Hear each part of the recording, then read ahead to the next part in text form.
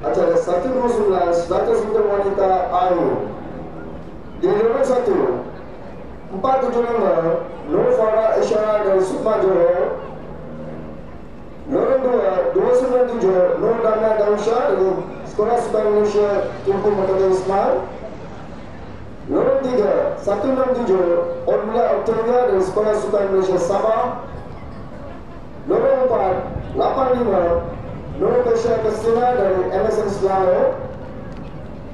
Nomor 5 168 Trisha Anastasius dari Sekolah Sukan Malaysia Sabah.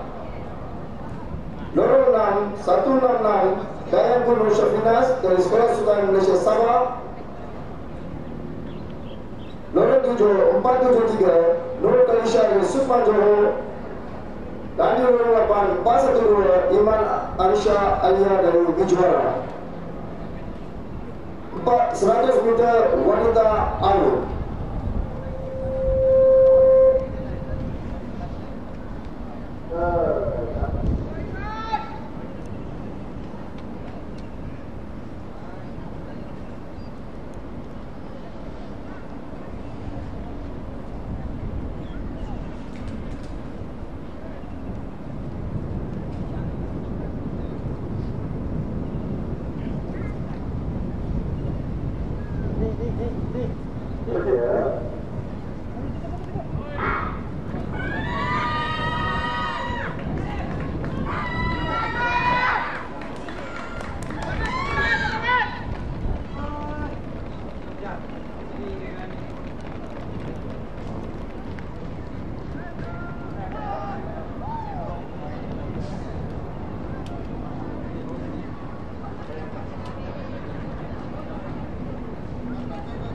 Seterusnya kita ke acara pendapat hadiah untuk acara 800 meter lelaki dan 800 meter wanita.